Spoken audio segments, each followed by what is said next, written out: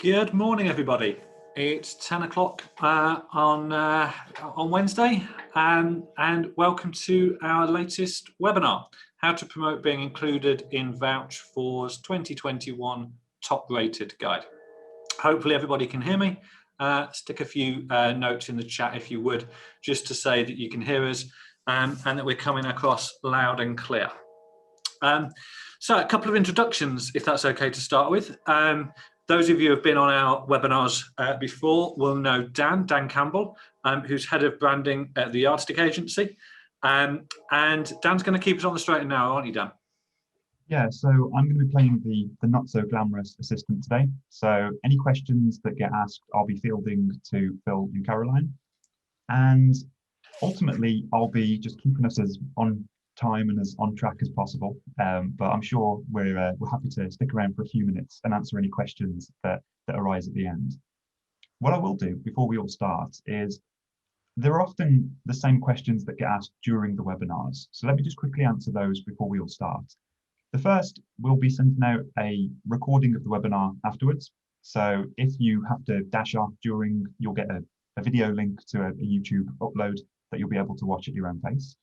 And also, one thing that we got asked last time was whether people's microphones and cameras were on. You can be assured that they aren't. So if you're homeschooling or the dog gets excited, don't worry, you're not going to interrupt us. So crack on as you are. Thank you, Dan. And just to reiterate, we'll take questions as we go through. So as Dan says, put them in the Q&A, but we'll stick around for as long as necessary to answer any questions at the end. I'm delighted today to be joined by Caroline from VouchedFor. Caroline's the Product and Operations Director. Caroline, do you want to explain what that means day to day? Of course. Morning, everyone. Great to be here. So, yeah, as Phil said, I look after all things product and operations. What that means in reality is basically all of our websites, the accounts that you guys log into, all the tools you can access. I look after all of that, as well as our customer success team, helping advisors make the most of all of the tools available to them on the membership. So, yeah, very pleased to be here and to be talking about how to make the most of the top rated guide. Thank you, Caroline. So without further ado, let's look at what we're going to cover today. So we're going to look at a bit about the background of the top rated guide. Caroline is then going to walk us through a summary of the top rated assets, the things that VouchedFor provide for financial advisors and planners to help them show off being included in the guide. We'll then work through our top 15 tips, things that you could be doing to leverage your inclusion. And then we've added this at the end because we often get asked by advisors and planners, it's okay, it's great for qualifying this year, but how do they qualify for next year? How do they keep their reviews up to date? So we've got some top tips there. Hopefully they'll be useful for you. And questions at the end, but please do absolutely question us. If there's things that you want to know, this is now your opportunity. So put them in the Q&A. We'll pause at various points and Dan can fire questions out to myself and Caroline. But do comment as well. If you disagree with something that we've said, please do challenge it and feedback, because VouchedFor are a tremendously open company, like Think Yardstick are too, and we only learn if we get challenged. That's how our views get formed and get changed and get improved. So if you say something, or if you hear something today that you disagree with, think I'm talking complete rubbish, then please do say so, because that's the only way we improve. And remember, we don't have all the answers. So if there's something that we can't answer today, I'm sure Caroline and I will go back and find the answers out for you. So if everybody's happy with those ground rules, we shall press on. So the guide will be published, I believe, Caroline, on Saturday the 10th of April, and it's distributed in the Times. Yes, it is. Excellent. Big morning at the Times. And to qualify advisors and firms, because advisors and firms can qualify, can't they, Caroline? They can indeed, yeah. So we have all our top rated advisors, and then we have top rated firms as well, who have a slightly different set of criteria to advisors. And how many have qualified? So we have just over 2,000 advisors qualified this year, which is phenomenal, and I think a real testament to how advisors have kind of been helping their clients through the craziness of the last year and all the uncertainty. And I believe 20 top-rated firms. Excellent. And I should just congratulate a couple of the yardstick firms who have got in on that 20 as well. So congratulations to them. And there's various key criteria, and I'm assuming everybody on this call is qualified, because that's why you're here. So that's the background to it. And the guide's been running for a few years now, hasn't it, Caroline? Yes, it has. So we've been running it for a number of years. It's kind of evolved over the years. We've added on lots of different tools and sort of things over the years, and of course, it's just really sort of grown and grown and grown, which is fantastic to see. And that's the perfect segue into the tools and assets that you've created for advisors to use. And the 15 things that we're going to go through on this webinar are absolutely based on these top-rated assets, these top-rated tools. So I thought we'd start here, start by going through these. It makes sense to understand what they are. So the first thing that advisors and planners can get is a trophy, Caroline. Tell us more about that. Yes, so we have a number of tools that are sort of included within your membership, and then we have a couple of additional things you can also get, which have an additional cost, but you can order them through Vouch for. So the first is a trophy, which is engraved with your name, top-rated advisor, and the year. We also have, just while I'm talking about the sort of additional tools we have available, we also have printed versions of that guide. So both in sort of print form, but also in nice glossy copies that you can keep for years to come and kind of have in the office, or even give out to clients as well. Hopefully we're all back to face to face. Then in terms of all of the other tools we have available that are included within your membership, we've got a top-rated badge, and that comes in lots of different guises. So there's a nice big clear badge on your profiles, which many of you will have noticed already. So any consumers who come onto your profile can straight away see that you are top-rated. That also comes as an email signature. You can see the versions that we're showing here. These are actually for top-rated firms, but they look very similar for top-rated advisors as well. So you've got a choice of email signatures. You can actually use those images in other ways as well if you want to put them on your website, share them on social media, etc. And I'm sure we'll talk a lot more about that in the top tips section. We've also got your top-rated certificate, which is a PDF download. So lots of great ways you can use that, sharing it with clients, attaching it to emails, posting it on LinkedIn, etc. And then lastly, another kind of key tool we've got is your top-rated report. So you might have noticed in the past, we have a sort of PDF portfolio of your reviews. That effectively gets kind of supercharged with your top-rated status. So it's actually labeled as your top-rated report, and it's all the background to your inclusion in the guide. So it highlights the checks we've done on you, qualifications you've added to your profile, all of your lovely reviews, as well as obviously the fact that you are top rated. So again, a really nice tool to use with prospects and with clients.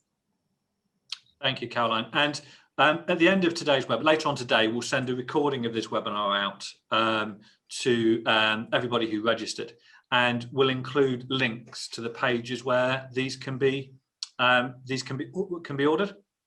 And I think there's only relatively few trophies left, isn't there, Caroline? Yes, I believe we are slightly limited on stock. I think if you go onto the link we'll provide, we've got a little timer and a little countdown that sort of tells you how long you've got left and how much more stock we've got. So I think there was about 70 left when I looked on yesterday. That sounds about right. So yeah, we've had a few orders in already, but yeah, we'll do our best to make sure. No worries. But as I say, at the end of later on today, we'll send a recording of this webinar out. When obviously people can see the slides, and we'll put links in there as well. So those are the top-rated assets that are available. They can be accessed via the dashboard, and they are the foundations on which these top 15 tips are built. Dan, I've seen a couple of questions come in. So we take those before we go through to the top 15 tips. Yeah, sure thing. So the first question we've got from Philip. Just 2,000 advisors have qualified for the top advisor listing. How many advisors are there on total on VouchedFor?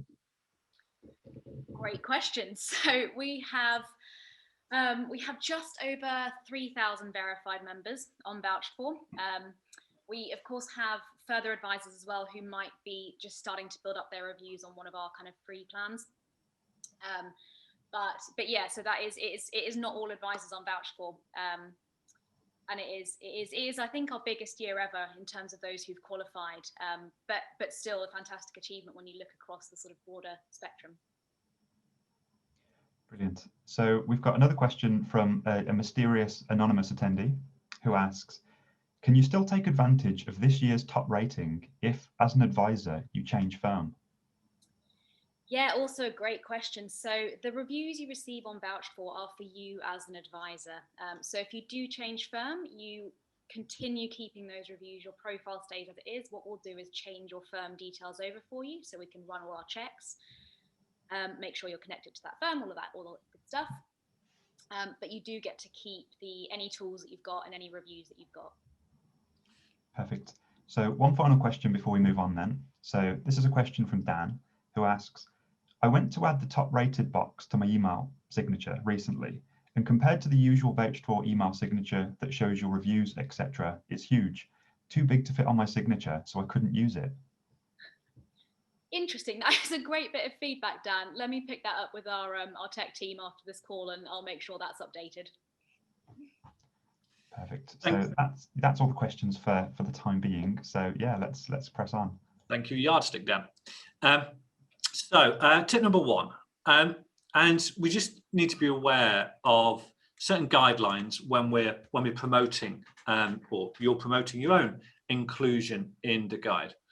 And the first thing I think we need to be aware of, Caroline, is that advisors and firms need to talk about the fact that the guide is distributed in the Times. Yes, exactly. Yeah, so it's important to say it's distributed in the Times, but it's compiled by Vouch4, so it's not actually produced by the Times, but it's distributed in the Times. Yeah, so really important that we remember that when we're talking about the guide. And the other thing, there was some social media messages last year when the Odd Advisor was talking about the fact that they were in the top 250 list, Caroline. Yes, the top 250. I remember those days. The last time we ran the top 250, I believe, was 2016, so 5 years ago. The guide, as I mentioned, has obviously grown a fair bit since then. So we refer to it as the top rated guide for 2021 now instead of the top X number. Thank you. And obviously advisors need to stay fully verified to allow you to continue to do the checks so that they continue to use the top rated badges and accolades, etc. Yes, exactly. Yeah, so an important part of achieving top rated status is obviously passing all of the checks that we conduct on Vouch4. A big part of that is the reviews that you have to get to qualify, but the other part of that is making sure we can run all the checks we look at in terms of your FCA status, your independent restricted status, all of that good stuff. And to do that, you have to remain on one of our verified memberships. So really important that advisors do that. So let's say first tip, just making sure that we stay within the guidelines and that we don't claim for it to be supported or endorsed by the Times, distributed in the Times, etc. So that leads us on to tip number two. It's about a year ago, we were all heading home, wasn't it? And getting used to remote working, Zoom meetings, and all those sorts of things. That seems a long while ago, but I shudder to think the number of Zoom meetings I've done over that time, and I'm sure that most people on this call are exactly the same. But it does provide us with an ideal opportunity to promote, or advisors and planners to promote their top rated status. And two ways of doing that. Creating a virtual background that includes your top rated logo and your rating. That will provide a talking point in meetings.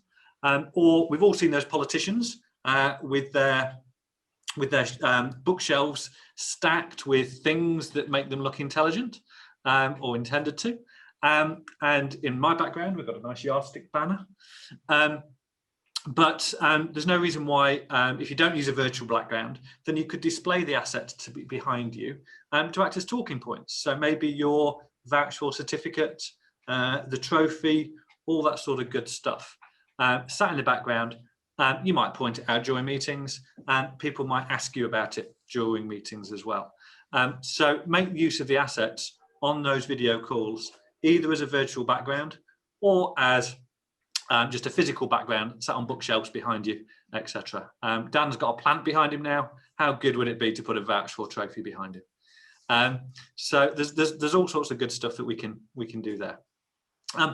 But as we head into 2021, there is going to be the opportunity, hopefully, for clients to come back for physical meetings. It's clear that some meetings, many meetings may stay online, but other meetings may come back into a physical face-to-face environment. So various things we can do there as well.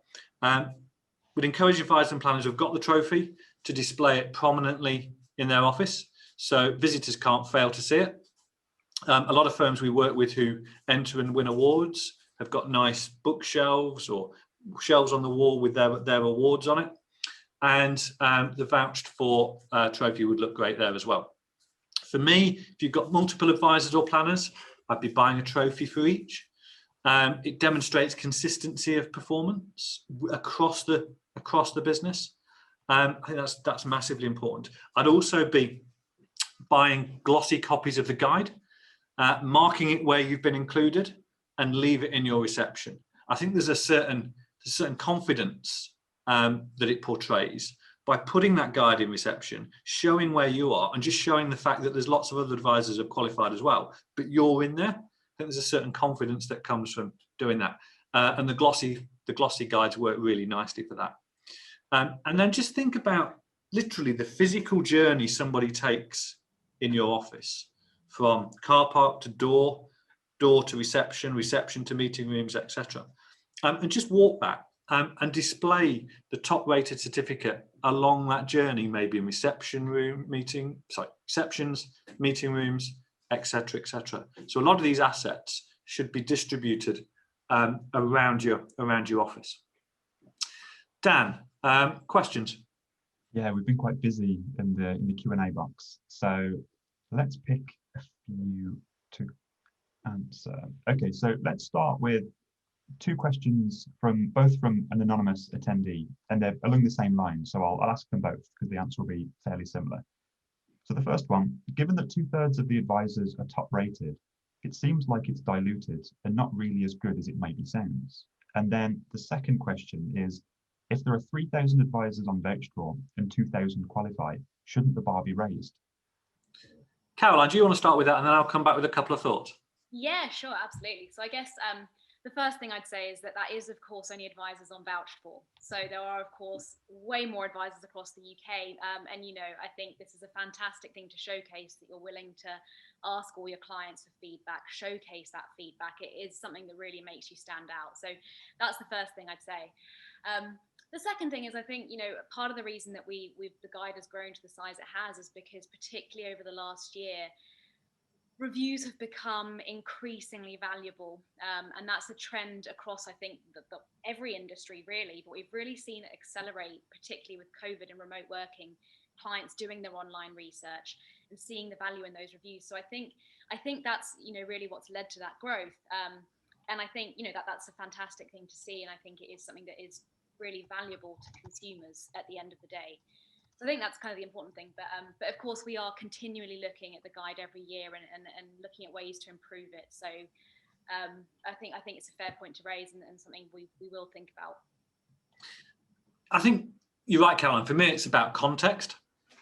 2,000 out of 3,000, or 2,000 out of about 28,000 financial advisors and planners, something like that. And that 2,000 includes mortgage advisors as well, Caroline, or mortgage advisors separate?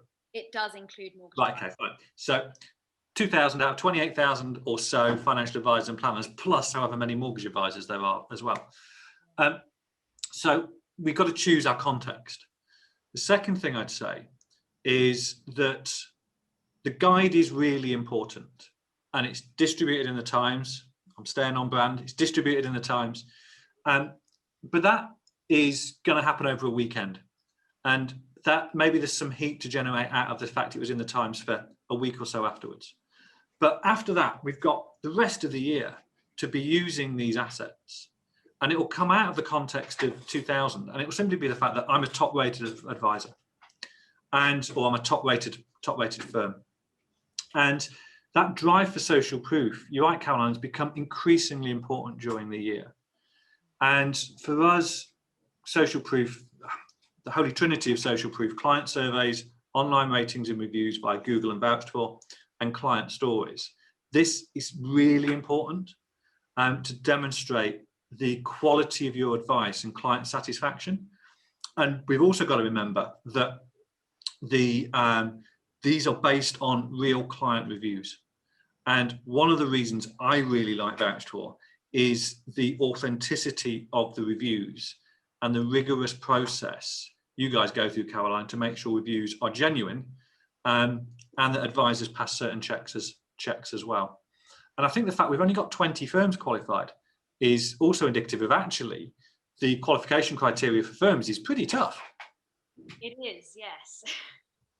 The two firms we work with, we've had to work really hard to get qualified. Yeah. And they've done a fantastic job. Anyway, I'm going to shut up now. That was a long-winded answer to a short question. Dan, do you want to carry on? Yeah, sure thing. So next question is from Jenny, who asks, will the Times Guide be available online only, or also distributed in hard copy with the printed version? Great question. So in terms of the Times, it is distributed in the print version only. But of course, all the assets we've mentioned are online throughout the rest of the year. So for example, anyone who Googles your name will still continue to see all of those top-rated things online. Brilliant. So next question from Derek, and I imagine I may be able to answer this one. How do you create the top-rated virtual background? So I suppose a question for you first, Caroline, is there a tool that you guys have got that makes that happen? We don't have a tool for it yet, although I am told that our marketing team have been looking at creating a virtual background, which we will make available if we can get that to look nice and clear and work across lots of different platforms. So fingers crossed we will have something you can just go to download from our site. But it is also fairly, I think, I'm told, fairly straightforward to make a virtual background. Yes, absolutely. So for those that have simple image editors on their devices, all you need to do is create an image that's 1920 pixels wide by 1080 pixels high, and imagine that you're in the middle because it will be behind you, and then just put it wherever you think it fits around where you're usually moving around. If you talk with your hands or your arms, perhaps keep it out of that. But yeah, just test it. You can go into the settings on Zoom or Teams and preview it before you actually join a call. So yeah, it's not a hard thing to put together. And of course, we can help if you do get stuck along the way. Okay, so next question. A few people have asked this actually. How do I register with Vouched For? That is a very good question. Pretty straightforward, isn't it? It is, yes. If you log onto our homepage, vouchedfor.co.uk, you'll see an apply button in the top right. And on that page, you'll have a sign-up form where you can read a bit more about how it all works and enter your details there. Brilliant. So what we'll do, we'll go with one more question, and then I feel a few more may be better suited a little bit later on. So a question from Philip. There are 3 advisors in my firm, and all of us are top rated. Why is our firm not top rated? What more could we do? Have been asking for a while and can't seem to get an answer. First of all, apologies for that, Philip, that we haven't been able to give you an answer. So the answer is that we have a different qualification process for top-rated firms. And the reason for that is with top-rated firms, I believe this should have been emailed out a few months back when we first sort of started announcing qualification for the guide. So we ask those who are interested in top-rated firm status to register their interest with us and then go through a series of checks with us. Crucially, they have to invite every client of the firm for every advisor to leave a review, which is ultimately about sort of demonstrating commitment to great client outcomes by inviting 100% of clients.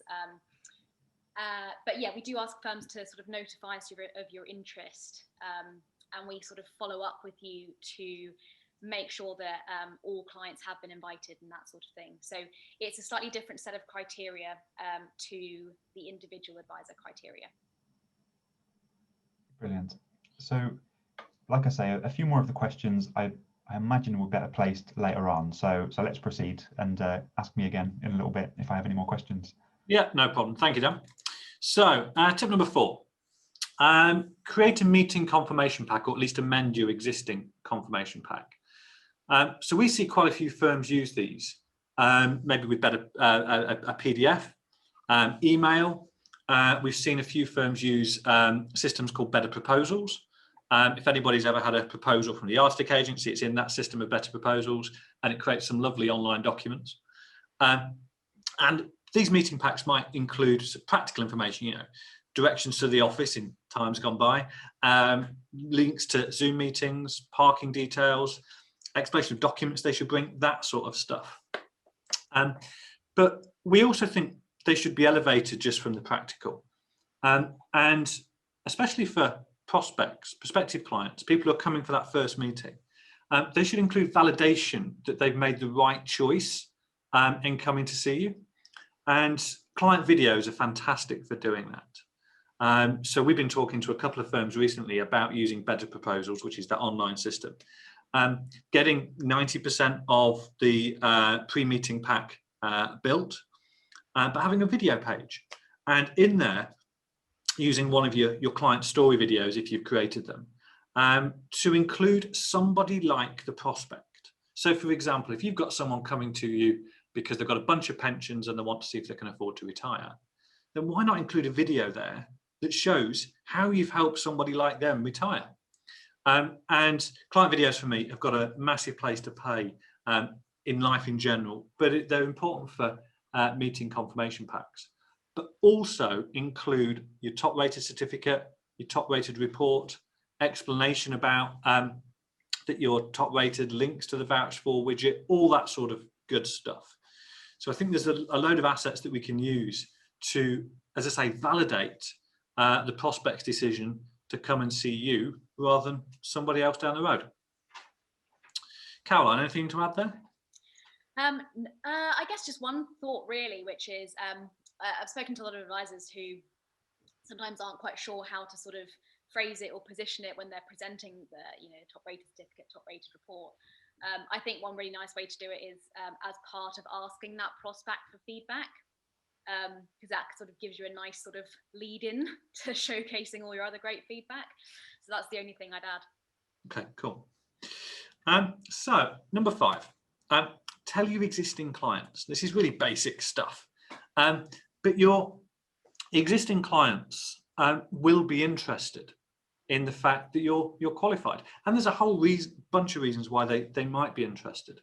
But typically, we find that the clients of financial advisors and planners are actually more interested in what's going on in their advisor's business than the advisor gives them credit for, and that's because they're invested with you as well as investing with you, if that makes sense. So your clients will be keen to hear that it's good news. They like good news stories. If we're doing a newsletter on behalf of clients, and we do 180, 200 of these now, you write a story about the financial planning practice, the advice practice, things that's going on. They're always really well read. So it's the perfect opportunity to remind the clients that you're top rated, and also start to talk about recommendations. So one of my big themes this year is to stop talking about referrals and start talking about recommendations, because I don't think clients understand what referrals mean, and it's a fairly negative word. I went to the dentist the other day and I was referred on to have a wisdom tooth out on Monday, and that referral wasn't particularly pleasant, I can tell you. So I'm trying to talk about recommendations rather than referrals, and telling your clients that you're included in the guide is the perfect opportunity to deliver a bit of good news, but also to talk about the fact you welcome recommendations. So I would include in there a thank you. I'd start with that thank you, because it's your client reviews, actually it's your great service followed up by client reviews, which has got you in the guide. So starting with a thank you. It's also a good opportunity to remind those clients, a bit of a nudge in the ribs, that if they haven't given you a review already, would they mind popping over and leaving you a review on Vouched For? And also maybe backing that up with a Google review link as well, because both of them are important. And then it's the perfect opportunity to remind clients that you do welcome recommendations from other people. And as the slide says, that as a top-rated advisor, their friends, family, work colleagues, etc., will be in really safe hands. So I will be getting that out really quickly after the 10th of April. In fact, I'd probably get it out on the morning of the 10th of April itself. And the other way of doing this is using Vouched For's referral generator tool to tell clients that you've been included in the guide. Caroline, do you want to talk through the referral generator tool? Yeah, absolutely. So this is basically something we've built to try and make exactly what Phil's just talked about a bit easier for you, a bit more automated. So the way it works is within your account, you've got access to something on the left-hand side called referral generator. Although we should rename it recommendation generator, I think, Phil. That's a very good point. Yeah, the way it works, you basically select who you'd like to send it to. So for example, you can just select to send it to all your reviewers, or you can filter the list if there's certain people you know it isn't quite right to ask, etc. And you can say basically, thank you for helping me qualify as a top rated advisor, for example. If you know anyone else who might benefit from my advice, feel free to share my profile with them. So it kind of just automates that process. And we see some really encouraging engagement with that email. So around 63% of people will open it, but 34% will also share it with one or more friends. So yeah, a really nice way to make it easier for you to sort of thank clients for helping you qualify and yeah, sort of ask for that recommendation. And we all know recommendations are the best type of new inquiry. They've got the highest conversion rate, the lowest cost of acquisition, they're pre-sold on working with you. And it always amazes me that firms want an SEO, online strategy, social media, but actually don't have a recommendation strategy in place. And if they do crunch the numbers and look at the proportion of their clients who recommend them on each year, it's very low. And client surveys we run show that clients are overwhelmingly happy with the service they receive from their planner, with well over 95% happy to recommend them on to other people.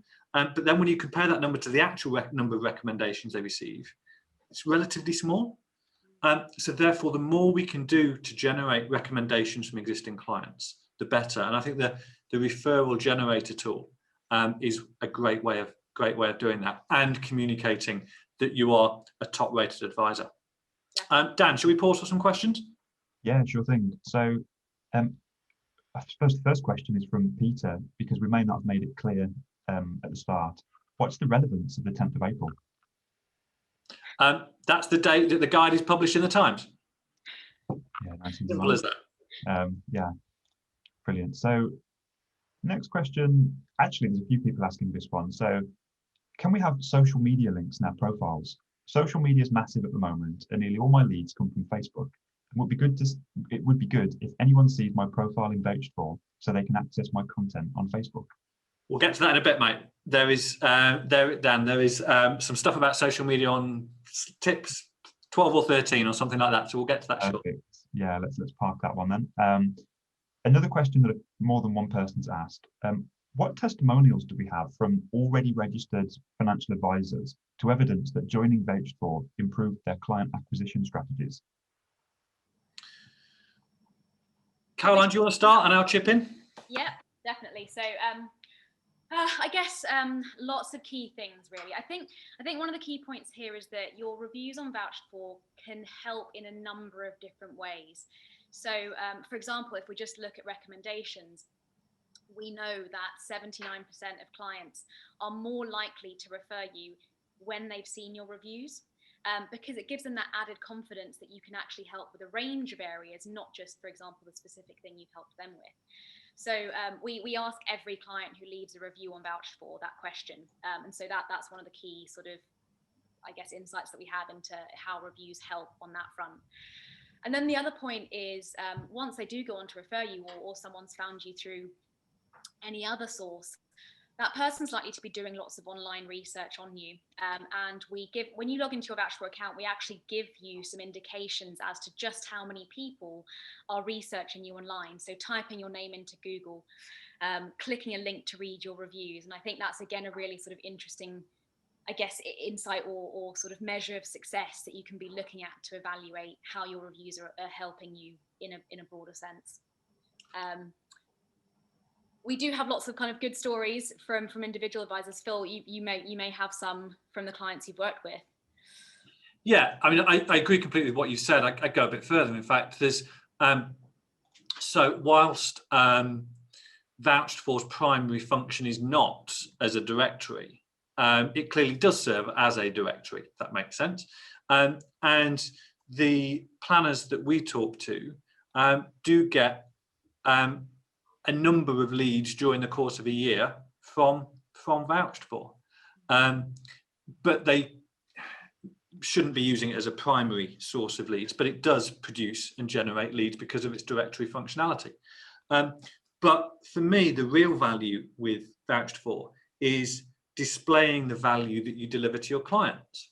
And this is why for online reviews, we recommend using both Google and Vouched4. Google, because your Google My Business listing appears when someone runs a brand search for your business name, but isn't going to appear when someone runs a brand search for your own individual name. And that's where the Vouched4 ratings and reviews come into play. And we speak to a lot of consumers through the clients' stories videos that we produce. And almost invariably, that journey from awareness of a planner to taking action, Google sits in the middle of it. And the clients, or the prospects, I should say, are running brand searches on Google. And what they see will dictate the next step. So that's some of the value that I think is massively important from there.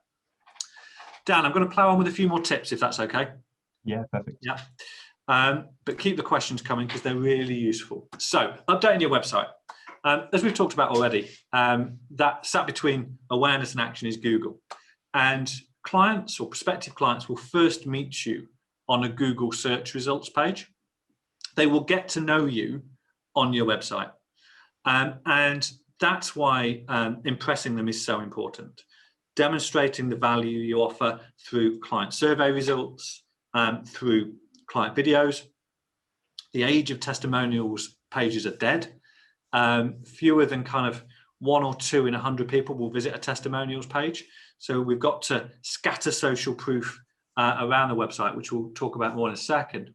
But I would be adding the rating and review widget, which is kind of standard fare for Vouched4. There's the code in the back end.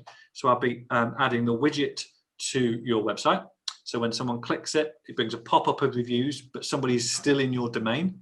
They're not pushed out to the Vouched4 domain. And put it on the popular pages of your website. Google Analytics will show you which are the most popular pages on your website, and display social proof on those pages, including the Vouched4 ratings and review widget and the top rated logos. Pages to put it on: homepage, certainly, your wires page, team page, individual team pages, and your contact page, all really popular, generally speaking. But go into your Google Analytics, have a look at which the most popular pages are, and then that's where you should be displaying your ratings and review widget and your top rated logo. Wherever you display the top rated logo, link it through to the blog that you will have created, or the content you've created, which we'll come to in a minute, that explains more about what being top rated means. And a couple more points on it. Don't hide these assets away. It drives me insane. You see the website footer, it's got the regulatory statement in there, the link to FOS and the company's house, and there's someone's Vouched4 rating. It should be at the top of the website, not at the bottom. These sorts of things are really important social proof. So they really shouldn't be hidden away on a website. They should be absolutely prominent, socking the visitor between the eyes with your social proof, and scatter it around the site as well. Yes, focus on key pages, but scatter it around the site. That's if only all you've got is a testimonials page and only 1 in 100 people are visiting it, that's a tiny, tiny proportion of people hearing about the value that you add. So scatter social proof around those key pages. Number 8, produce content. Write a blog or record a video. And this should explain your inclusion in the guide, why it's a good thing, why it sets you apart. Blog's pretty easy to write, but video is pretty easy to record. We've all got a camera in our pockets. Loom is a fantastic little tool. And Loom allows you to put calls to action on the end of your video as well. So click here, maybe take you through to a Calendly invite, something like that. And this doesn't need to be long. If it's a blog, maybe 500 words. If it's a video, 1.5 minutes, something like that. Brief explanation of what vouched for is. Confirmation that your ratings and reviews are based on real feedback from authenticated clients. I'd explain a bit about the criteria for inclusion, your rating itself, some snippets from the reviews, your best bits, and then some links out to the certificate, the report, and the guide. But blogs and videos, producing some content is a really important thing to do. And if you're putting the top-rated badges on your website in places, then you can link through to this content. Number 9, social media. So we had a question about social media earlier, didn't we? And for me, one of the first things to do is update banners and bios. So all social media platforms, Twitter, Facebook, LinkedIn, etc. You've got that banner at the top, and it's really important online real estate. Everybody sees it who visits your profile, and some aren't completed, some have just got a picture there. But what they really should have is key information about the business. So for me, I would be including your brand, a hero statement, which explains what you do, who you do it for, why someone should use you in about 20 words. You can get it into 20 words. It's not easy, but you can do it. And then, of course, some social proof. And clearly, your top-rated badge is valuable social proof that you could put in your social media banners. So first thing, add it to your social media banners, rework your banners, and then update your bio. So if you Twitter, it's a really short bio, isn't it? LinkedIn, far bigger bio. But update your bio to talk about the things that we put there as well. Maybe add some links. You've got the featured section on LinkedIn, that's really useful. On Twitter, you can pin stuff to the top of your timeline. There's all sorts of things you can do to start showing off on social. And it starts with making sure that your profile is up to date. Dan, any questions coming in? Well, we've got 5 more tips to go. So do you want to do some questions now? Yeah, let's do one question and then we'll move on to the next. Great question in from Haj. Where would you suggest best to post a blog or video? I currently only use LinkedIn, but not really being used properly and only really attracts industry people, not clients. It can be time consuming if you want to target all the social media accounts. So it would be good to know which you think work best with attracting new clients or promoting our voucher for certificate. Okay, thanks, Haj. So first place is your website. Get the blog or the video on your website, really important. In terms of social media, it's then probably a wider question. Hang out on the social media channels where your target audience hangs out. Hang out on the social media channels where your target audience hangs out. So LinkedIn, for example, there are 27 million UK users of LinkedIn. I guarantee you that some of your target audience will be in there, unless you're dealing with octogenarian widows and you're talking about equity release to them. They're probably not going to be on LinkedIn. But you need to be hanging out where your target audience is and build an audience on that social platform. And that might be Facebook, it might be LinkedIn. Those are the 2 primary social media channels that I think advisors and planners can get value from. Instagram, potentially, if you're in the mortgage market. Twitter, less so. I'm not seeing advisors and planners get much traction on Twitter. So hopefully that helps, Harj. What else have we got, Dan? Okay, let's have one more then. So a question in from David. How many leads does Vouched4 receive each year? Can that number be broken down by geographical area and provided to an advisor business? Great question. So I guess I'd start by just saying, I think Phil mentioned it earlier, but our focus is not really on what we'd call sort of leads, I guess, in the traditional sense of the term. So we get about 2 million visitors to the Vouched4 site every year, but that's people who are looking for an advisor or potentially checking their existing advisor. So it's a bit of a mix. What I'd say in terms of the important things to look at your individual profile level is the numbers we give you on your dashboard when we log in. And in particular, 3 of those, I think, give you a really good indication of just how many people are finding your profile. And that might be a mixture of people who've never heard of you before, who've come onto Vouched4, done a search and found you, or it might be someone who's been recommended by a friend who's Googled you and come through. But we give you 3 key numbers. We actually give you 5, but I'm going to focus on 3 of them. The first is your Googlers. How many people have typed your name into Google and clicked onto your Vouched4 profile? The second is what we call your clickers. That is people who've clicked a direct link to your profile. So for example, from an email signature or one of the badges, banners that Phil's been talking about. And then the third one is what we call your potential inquirers. And these are people who've come on to Vouched4, done a search based on their local area, perhaps, based on a particular service. They've come across your profile, they've spent at least 2 minutes on your profile and then left Vouched4. And what we see is those people are quite often looking at a number of different sources. So they're looking at your own website, your Vouched4 profile, your LinkedIn, and then potentially getting in touch a slightly different way. But looking at those 3 numbers kind of gives you a bit of sense of, for you, how many people are finding your profile and reading your reviews. So hopefully that's helpful. Thank you, Caroline. Much appreciated. Right, we're going to carry on with the tips, and then we'll do the rest of the questions at the end, if that's okay.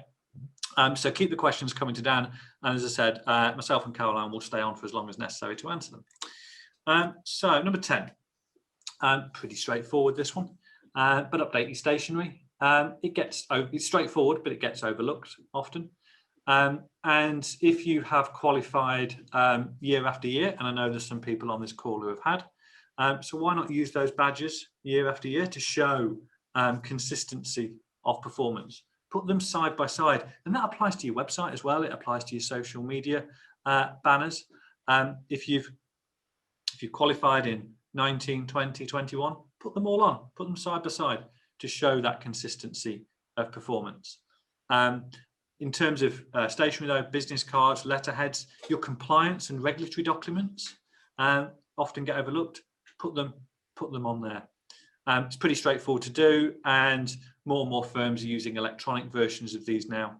So adding the badge is relatively straightforward, and doesn't mean you've got to go and spend some money on print costs.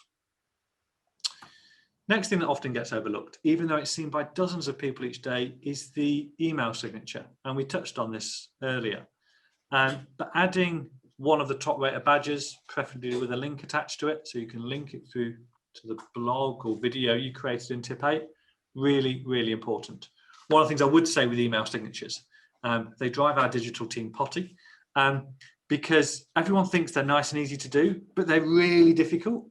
A simple email signature will have probably 150 lines of code in it, and has got to look good on desktop, laptop, mobile phone of all different shapes and sizes.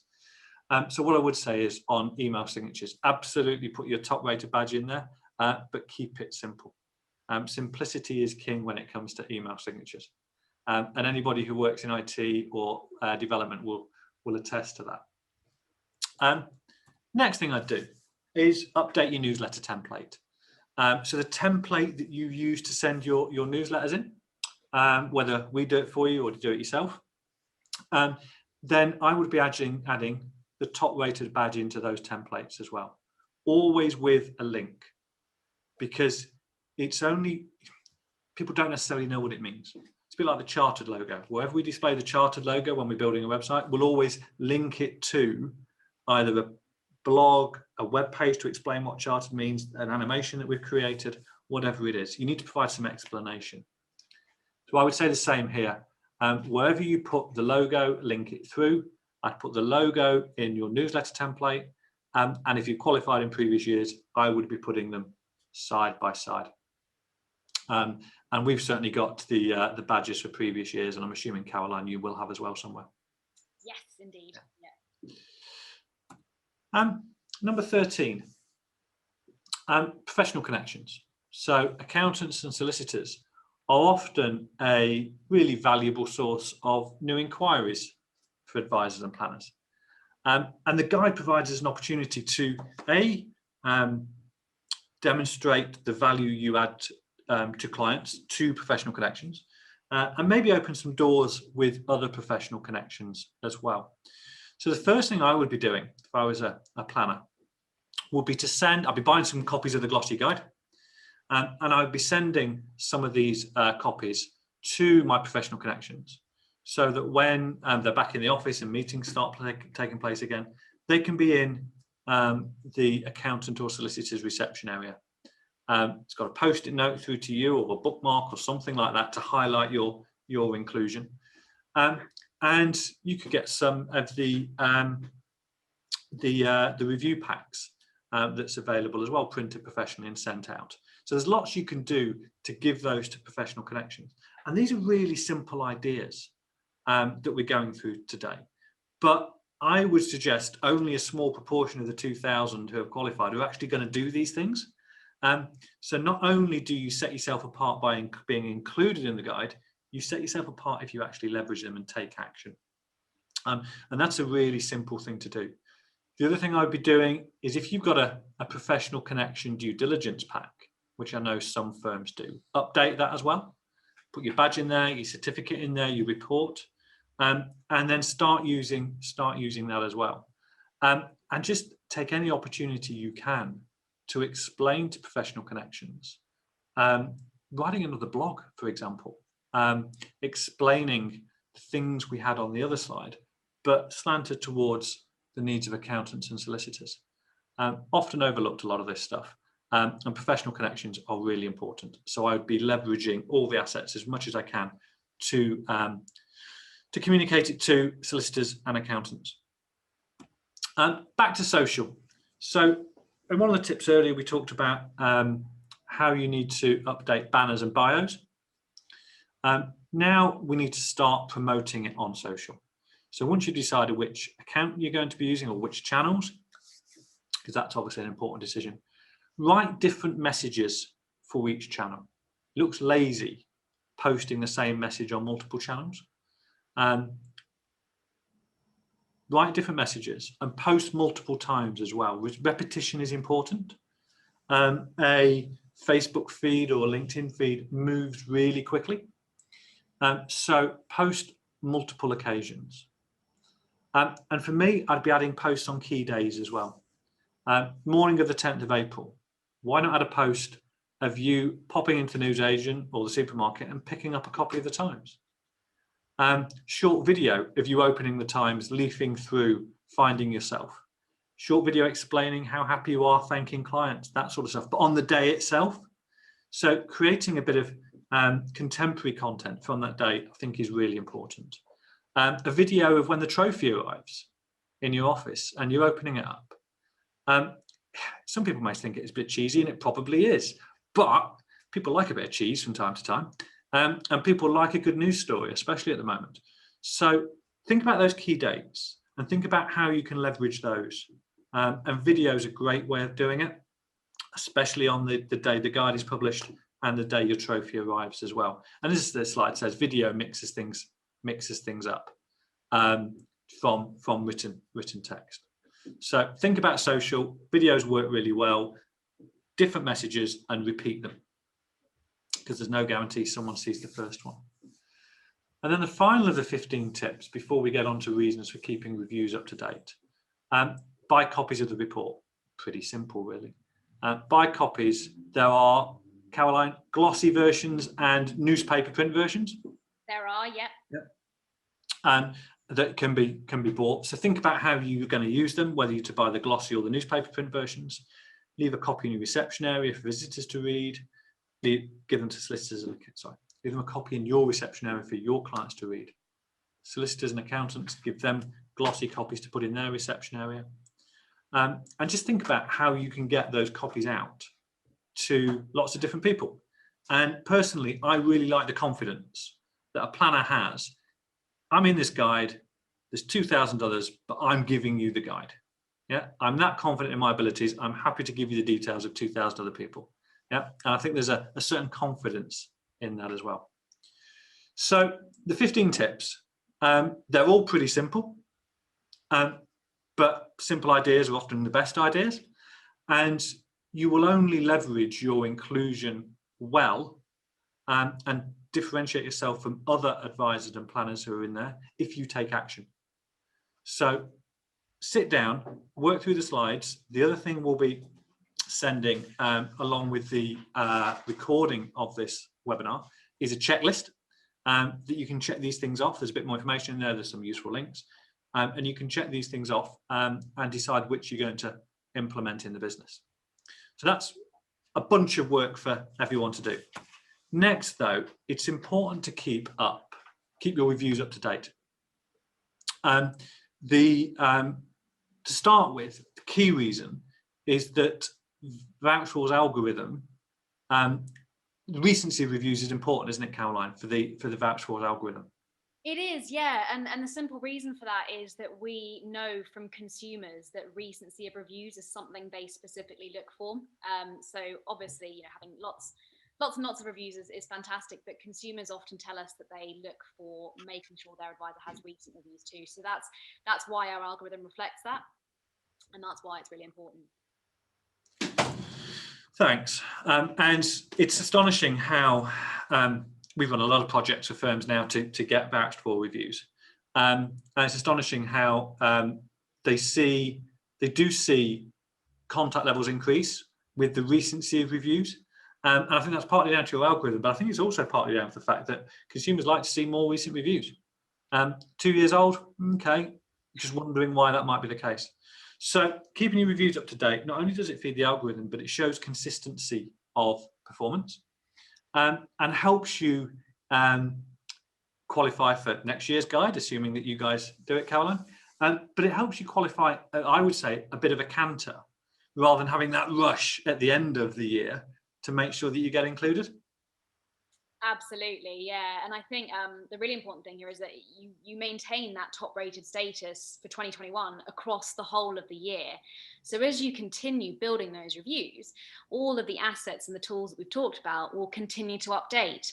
Your top rated report, your email signatures, you know, they'll sort of keep growing and growing. So effectively you can sort of build the power of that top rated status the more you keep sort of building the reviews. Great. So some ideas for keeping your reviews up to date, because I get this asked quite a lot of advisors and planners. Right, we qualify for this year. How do we make sure we do it for next year as well? So a few top tips, and then we'll get to some questions. So first thing I'd say is don't be shy and don't prejudge. We occasionally talk to advisors and planners who will say, I don't want to ask my clients, don't want to bother them. They're not going to want to leave me reviews. And nothing could be further from the truth. Absolutely nothing could be further from the truth. If the service you are providing is truly valuable to a client, they will be very, very happy to leave you a review, be a video, etc. If you ask the right clients in the right way, they will help. So the first thing I would say is that planners should avoid projecting their views onto their clients and give them the opportunity to leave these reviews. Next thing I would say is make your life easy and use your automated feature, Caroline. Yes, so we've tried to make it as easy as possible for advisors to sort of keep reviews up to date. One of the ways we do that is by allowing what we call an automated follow-up review. So within your account, you can just switch that on either for all your reviewers, or you can selectively change who you'd like to opt in. You can even edit the date that you want that annual follow-up to send as well. If there's a particular time, it's best to send it. And it's basically a shorter review. So it shows the client what they said last time and basically just asks them, how has your advisor helped since your last review? And we get a really good response rate to those annual follow-up reviews as well. So definitely worth doing that. I think the follow-up review is really handy because it means that clients don't have to go through all the same questions again. And again, it demonstrates consistency of performance. Next thing I would say is import reviews. If you've got reviews from Google, you can import those. I think it still generates an email to a client, doesn't it, Caroline, just to confirm that they're happy with the review being used? Exactly, yeah. So it brings through the content of what they said previously and just asks them to confirm that, and a couple of other questions that we ask on Vouchable. Great. Ask partners and spouses to leave a review each. Again, really important. So you can double up there. And I know one planner who uses these tips, and they've got 25 clients. They're really conscious about taking on only the right clients, and they're building their business, but they've got 25 clients. They've got 50 vouchable reviews. So they're doing a really good job of following these tips. And the last tip I would have is to remember those first impression reviews. It isn't, I don't think it's, Caroline, you can leave a first impression review even if you didn't come through Vouchable, can't you? Yes, you can. Yeah. Thank you. So first impression review, someone who's not yet become a client, or maybe doesn't become a client, but you've helped them, you've given them a bit of guidance. They can pay you, in inverted commas, that guidance by leaving you a quick review if you've really helped them, signposted them somewhere else, whatever it may be. So lots of things you can do there to keep your reviews topped up, and really important that you do. Some big benefits of doing that. So where we've used our hour, a couple of things that I would say before we get to questions. If you want to stay in touch with us, our website address there, thearcticagency.co.uk. LinkedIn, I post comment on there on a daily basis. I'm always open to connection requests, so send me a connection request and follow me on Twitter as well. And we try and provide as much value when it comes to marketing as we possibly can. If anybody on the call is a client or not a client of the Arctic and wants some help promoting this sort of stuff, then feel free to get in touch with us. I'll put my email in the chat. But that's enough of the self-promotion. That's not what we're here for. Dan, have we got any questions? Yeah, we've got plenty of questions. So first question is one I can answer, so I'll save you guys talking. Ultimately, Michael asked, what was the name of the software I referred to for producing a digital background? We use Adobe Photoshop or InDesign, but they're, paid for professional grade tools. If you've got a Mac, the Preview tool does that. If you've got a Windows machine, it used to be Paint. I think it's Paint 3D. All you're essentially doing is putting a really neutral background and dropping a picture on so it can handle that. If you're on an iPad or a tablet or a mobile phone, there's so many apps that can do very, very simple photo manipulation. So I do that really. You don't need the big paid for stuff. So no questions for you guys because I can't answer these ones. So let's start with, you spoke about a professional connections due diligence pack, Phil. I think it was point 13.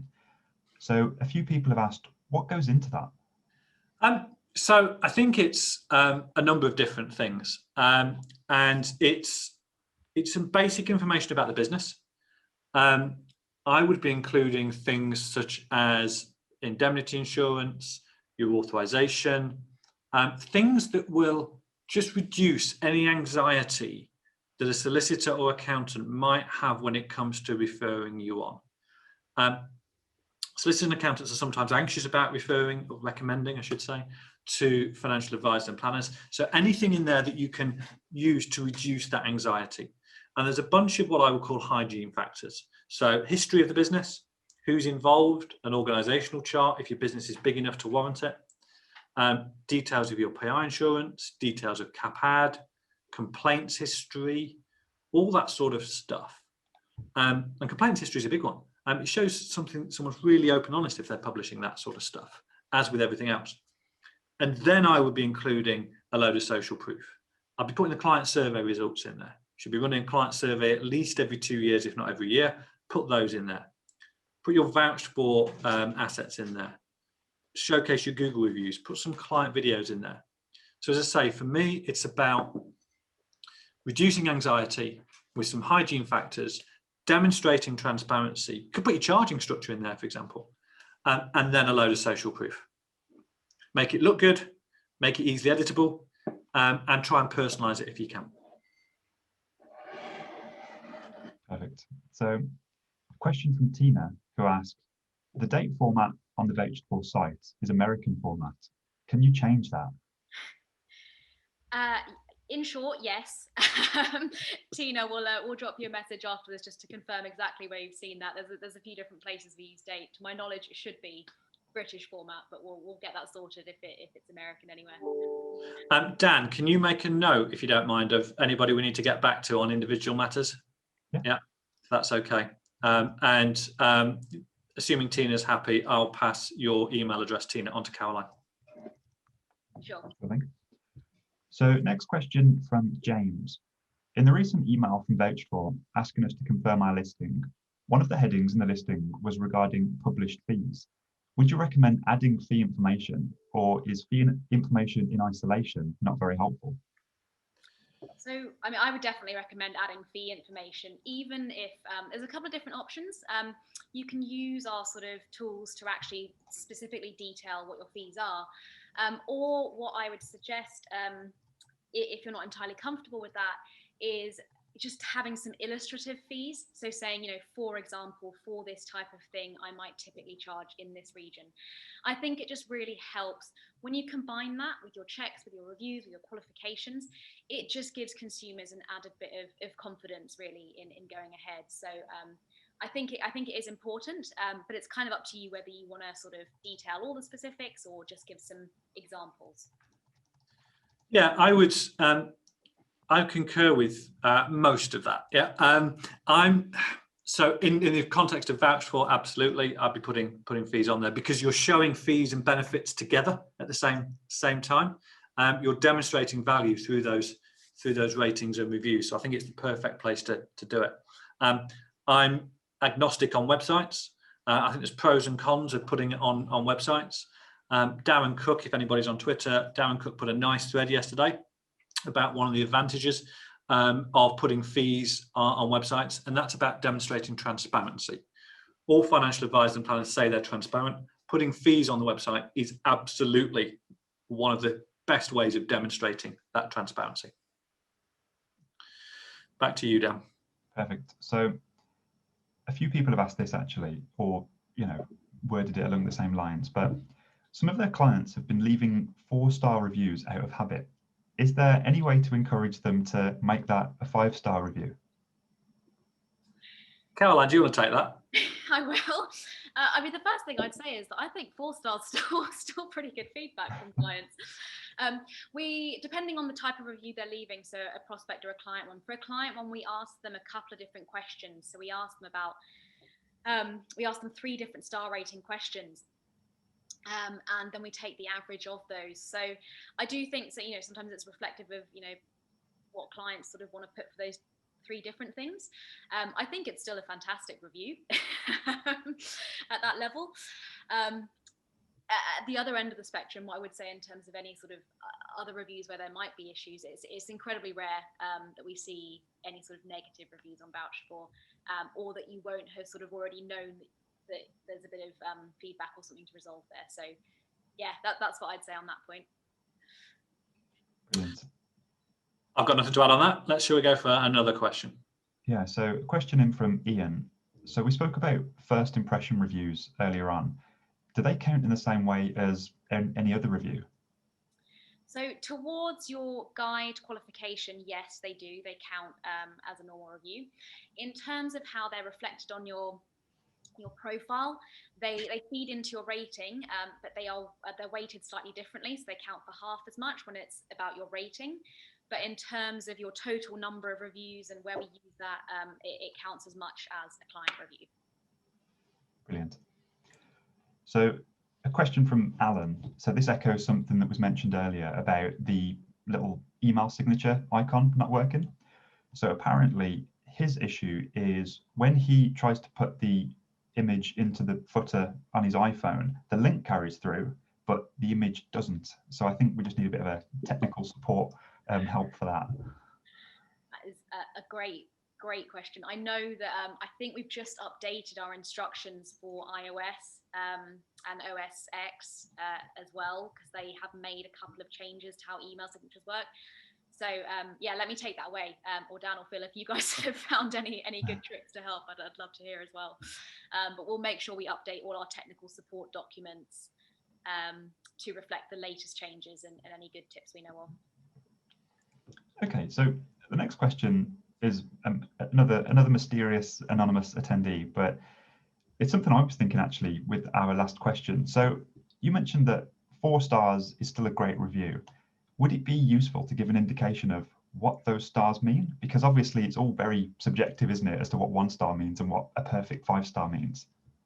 Yeah, absolutely. So when you see the reviews on your profile, we display the breakdown of the different star ratings for the 3 sort of values I mentioned. And we do, when clients leave that review, you can actually see this if you go onto your own review form. When they sort of hover over the different stars, we give them an idea of what that means. We give them a couple of bullet points to sort of help them make a more informed choice. So we do a little bit of work to help clients with that. Brilliant. And just one final question. So if anybody's got any more, drop them in. So this question's from Matt, and this goes back to your point at the very end, Phil, where you said that if anybody needs any assistance, promoting their inclusion in the guide, we can help. What can we actually do? That's a question from Matt. So, hi Matt, how you doing? There's all sorts of things that we can do. So we can, in no particular order, update your social media banners.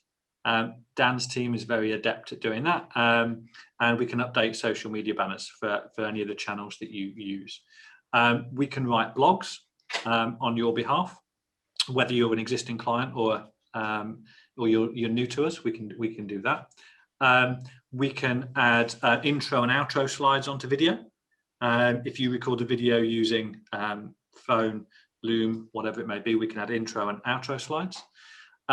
We can update websites. Clearly, that's a big thing, isn't it? So we can update websites for you and give you indications of what we should be doing there, and actually do the work. What else can we do? We can send those blogs in newsletter communications on the morning of the 10th of April for you. And I probably missed a couple of bits there. But there's a lot of stuff we can do to help. And we'll be sending some information out about that in the follow-up to this, and also during the month of March. Brilliant. So we've got one final question that's just dropped in, and it's about the mysterious vouched for algorithm. So question in from Dan: what factors cause you to show higher up the listings when a potential client searches the site? Is it number of reviews, frequency, combination of the factors? As I see some varied results when seeing how high some rank compared to others. Great question. I will hopefully make it less mysterious.